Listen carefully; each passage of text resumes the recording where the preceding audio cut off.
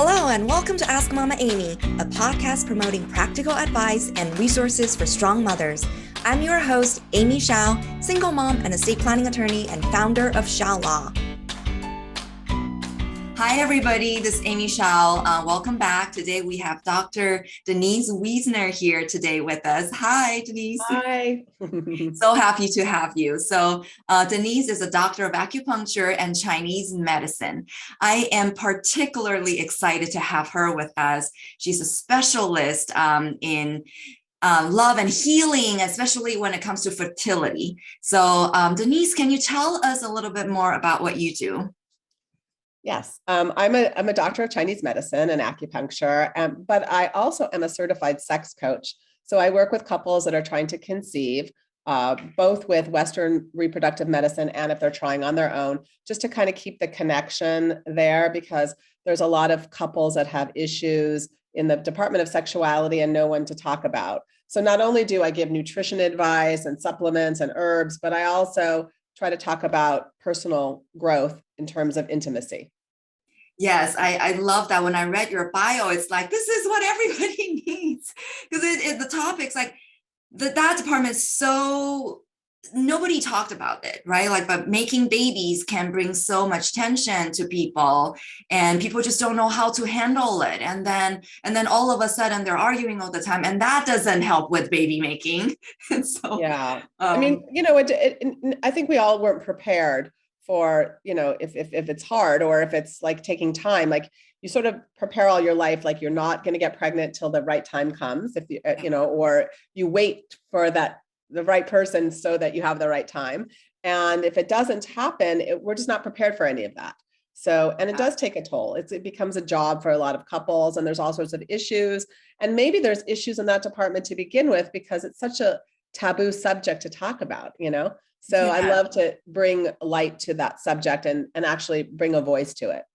I love that. I love that. And so tell us why you started doing what you're doing in the first place. I'm so curious, just personally. I've been in the infertility for a while. And actually it started in women's health when I was a student and I was studying in China. Mm-hmm. This is so personal. But anyway, so I ended up having like a sort of a bacterial vaginosis, an infection. And I was on a week before I was going to China to study. And, you can get it from like, being in like wet clothes. I used to work out a lot. So I went to the doctor and it was a really horrible pap smear. And the guy told me I had an infection. He wouldn't tell me what kind. And he said, he's going to put me on these really strong antibiotics. And I was like, what is he talking about? Yeah. And I ended up, when I got to China, using herbs, and it really was amazing in women's health. And it got me started on the path of women's like health, gynecology, and Chinese medicine. And there's so many great alternatives to Western medicine. And, for conditions like PCOS, endometriosis, bacterial vaginosis, yeast infections, it was like, wow, these are great things. And that got me on women's health. And then I was having difficulty conceiving my second child. And I, tried everything. And I went to acupuncturists and I went to natural healers and there wasn't an integration of Western and Eastern medicine. And I felt like, no one checked my blood and the Eastern doctors didn't check my blood. And I felt like I really wanted to bring the marriage of Western and Eastern medicine in my practice for fertility. So, and then I knew all those struggles. Like I had a miscarriage and I had to terminate a baby. Yeah, I had all these problems. And I really understood the emotional toll it takes, not only on myself personally, but on couples. So, yeah. Oh gosh, well, you've gone through it all. So that makes you the best therapist. And I can't imagine. So tell us, how old are your kids now, both of them? I have a 19-year-old, almost 20-year-old, and a 25-year-old. Getting old. It seems like yesterday that I was pregnant. I mean, it goes by so fast. Yeah. Yeah. And they're always your kids, right? No matter how old they are. Yes. I told my child when he was driving up to college yesterday, I was like, can you call me or text me when you get there? But he did not. You're always a mother. He just like walked away. Like, sure. But then forgot. Yeah. Yeah. And so it's so obviously you've gone through so much, even just bringing them to this world.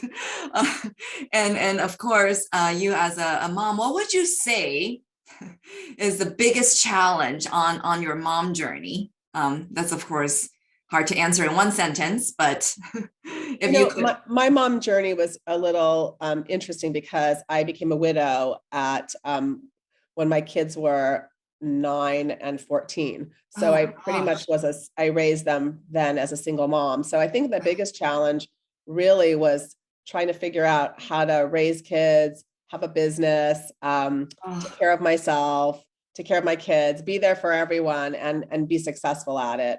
I think that was the biggest challenge. Yeah. Raising. Wow, wow. It's hard to imagine how you were able to bring all those pieces together. It must be so hectic, right? Yeah. Yeah, I mean, it's amazing women because we started having a conversation about strong women, right? And it's amazing what women can do. It's amazing what you can do when you have to. Like you just do what you need to do. You show up how you need to show up when Yeah. you have to, right? Yeah. You just Yeah. And know. yeah, for sure. And as a single mom myself, I totally, can see how hard and how difficult that could be. And so how did you pull the strength? Like what was the source of your strength at that time to kind I of get? mean, I think as a mother, you have kids that that are responsible for. I think they really got me through because I had to show up for them. So it's just that innate mother bear kind of like, I need to take care of my kids and provide for them and work and be there. And, I don't know that I did, I made some of the basketball games, but sometimes I couldn't show up because I had to work. And it's kind of like, I always think about like wearing different hats. Like you just wear different hats. Like there's the hat for working and the hat for, mothering and calendar shopping. And I think one other thing that's really significant is I asked for help. Yeah. You just can't do it all on your own. I think it takes a village to raise children. And I think asking for help when we need it is really, really important. Yeah. Yeah, and that's so key. And especially for high power women, like you're so established and successful in your career, it's easy to think, oh, I can do this all by myself. But really, when it comes to kids, not really. No, it takes a village. Uh-huh. You need help. We all need help.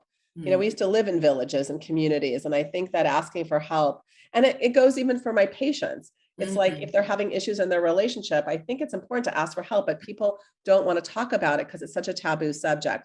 I think we need to begin to ask for help when we need it, to Mhm. recognize it earlier.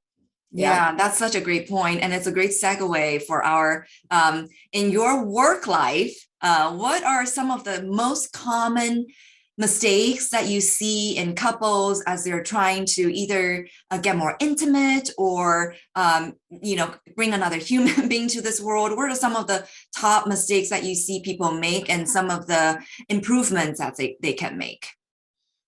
Some common mistakes really happen is that making a baby becomes like a really huge job and chore. And then when it's pressure to perform, sometimes I see that males have a difficult time.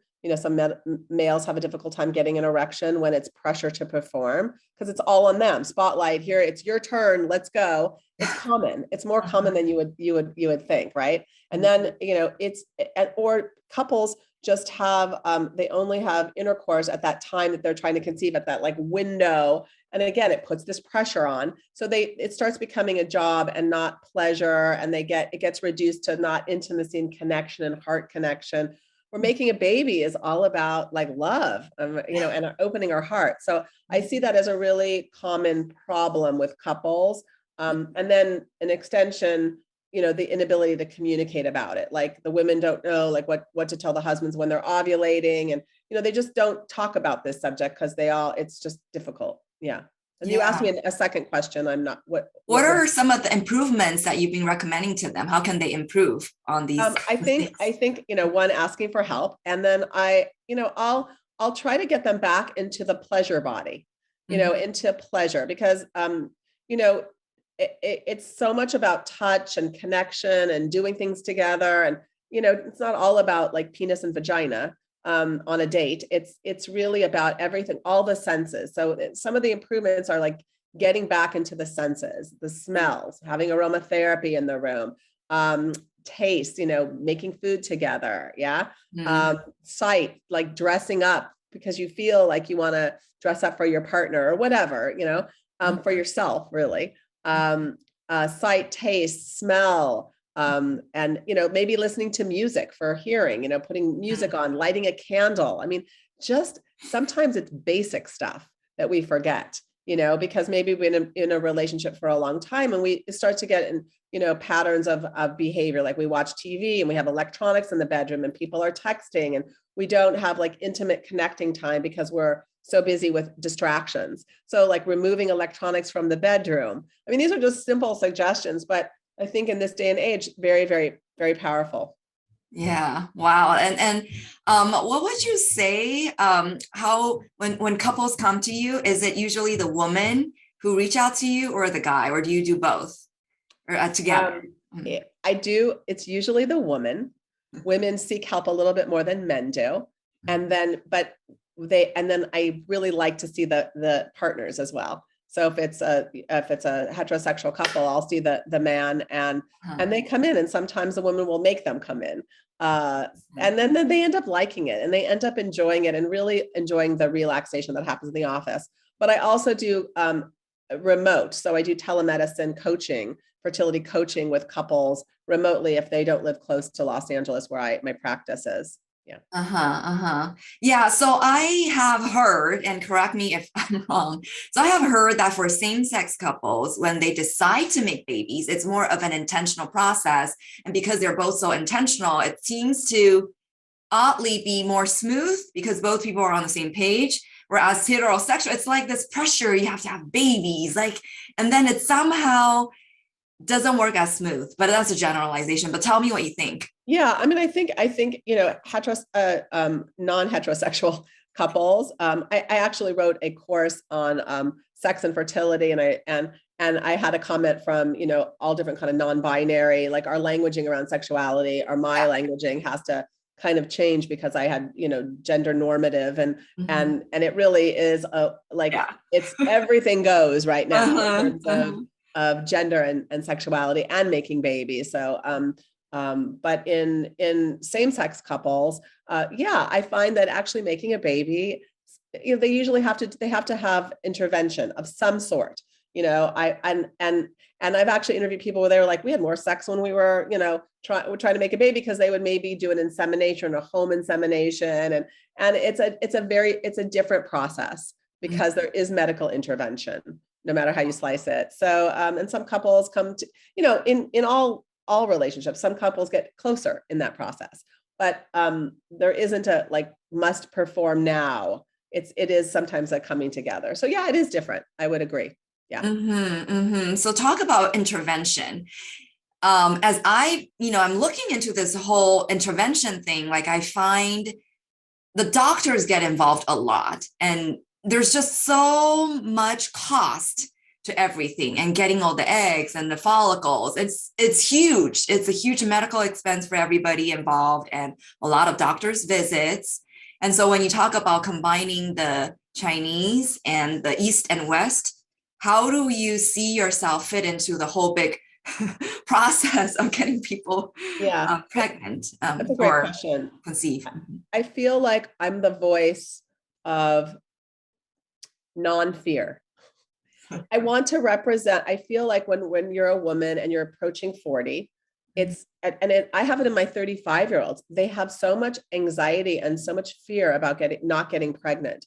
It's just almost because there's so much information out there, and doctors oftentimes will be like, yeah, you need to freeze your eggs, or there's a lot. And I'm not against Western medicine. Like, I work with a lot of Western MDs. I'm very grateful that we have this technology that we can help women and men conceive. And it's really a beautiful thing. And I've seen many, many babies being born through IVF and inseminations.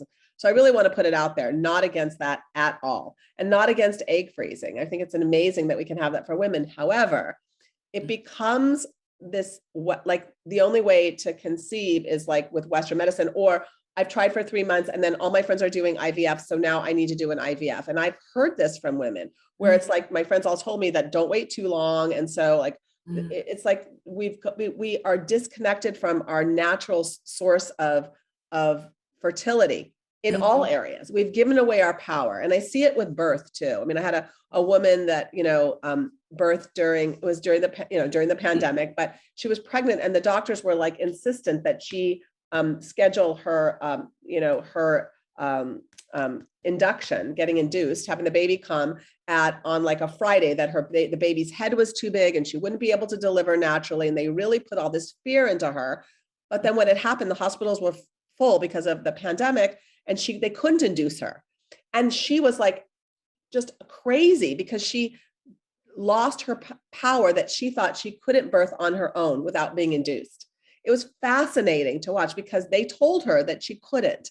And I think that's what happens a lot with fertility and birth, that women kind of give away their natural ability to conceive and also to birth because we're in fear, like, oh, what, we can't, or our numbers aren't right, or it just becomes fear. And my role, I feel so much, is to get women back into, and men too, women back into their bodies, back into source, connected with the fertility that exists already inside themselves. And I think this goes for like mothering. This goes for everything. Using my hands a lot today. I love the animation.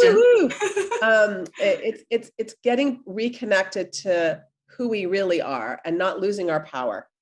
I just love what you said. And tell me a bit more about that innate fertility. If the doctors are saying, well, your AMH level is lower, much lower, half the number than last month, you gotta freeze your eggs now.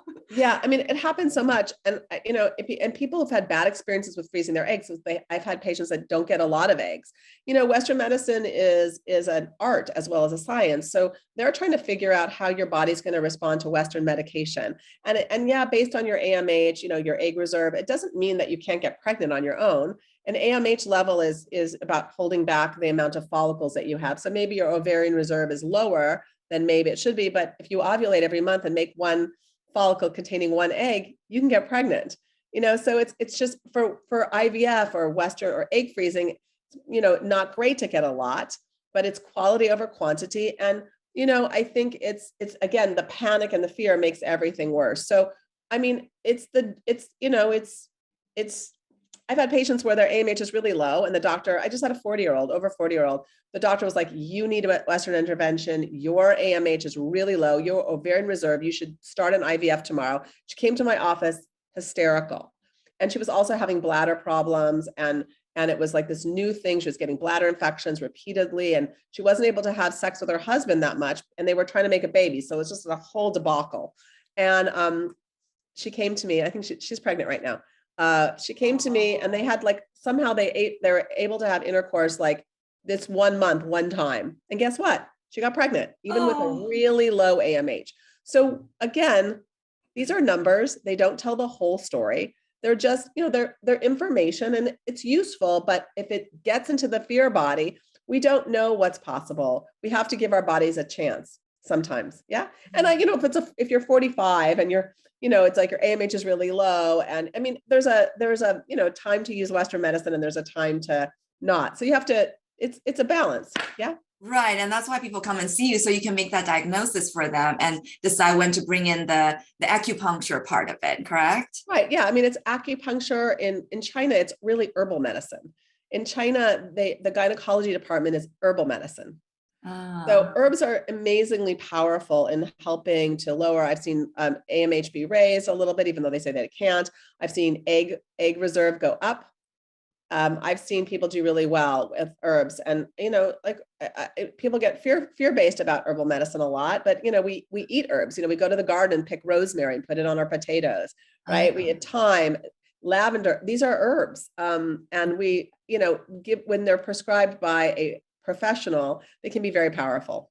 Wow. And so in your office, do you actually provide those medicine or do you say, hey, go see this pharmacist there down the street? No, I actually am an herbalist as well. And I have an herbal pharmacy in my office. I do powdered herbs in my office, but I also have access to raw herbs. If I feel a patient really needs it, I will write a raw herbal prescription. And during COVID, I've written a lot of raw herbal prescriptions for patients with side effects from COVID too. That's awesome. So for a couple that's struggling with the tension already, they've already gone through maybe a couple cycles of IVF and still failed.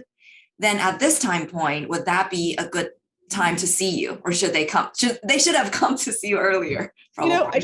I'll tell my couples that like whenever, all the time is the right time. So if you're not struggling, you want to just pregnancy preparation, get ready for conceiving. That's great, even if there's nothing wrong. So it's all of it exists. Yeah. And it's not just about if you're having problems, but if you're having issues, yes, come to see me. It's a journey that we take together. I love being a participant on a couple's journey to conceive. I love to be supportive and to remind them about really, it's not a baby at all costs. It's really the divine expression of love that comes in.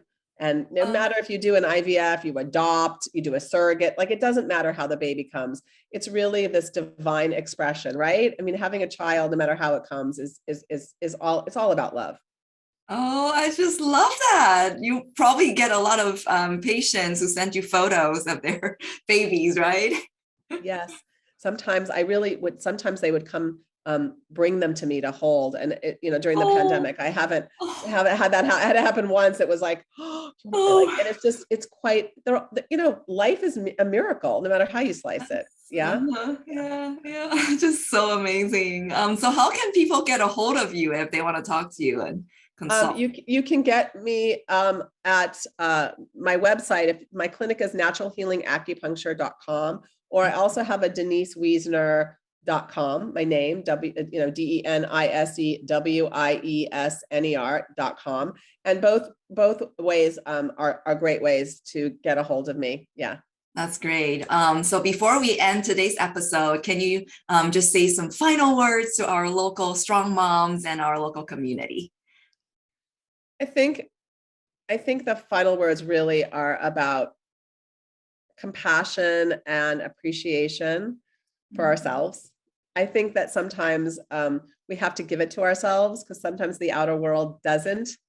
Mm-hmm. And I feel like lately, especially because it's after Valentine's Day, but the love affair has to begin with self. Mm-hmm. So being kind and compassionate towards yourself and really just appreciating all that we do as women. We do so much, I just picked a flower for myself this morning, and just looking at the beauty, just for me, an appreciation for all I do and how I show up, and to have the love affair with self, because it begins with the self, and then it's an outer expression too if you're in partnership to a partner. Yes. Mm-hmm, mm-hmm. That's lovely. To our children for that. And our children as well. Yes. Thank you so much, Dr. Denise. I appreciate you so much, and we'll see you next time. All right. Take care. Bye. Thank you for joining us today on Ask Mama Amy. Head over to AskMamaAmy.com for all the show notes and links you heard in today's episode. You'll also get my free legal tool for you to name legal guardians for your children, so that you can leave them with abundant resources to support them and a total peace of mind. If you liked today's episode, please subscribe and leave a review to tell us why. See you next time, mamas.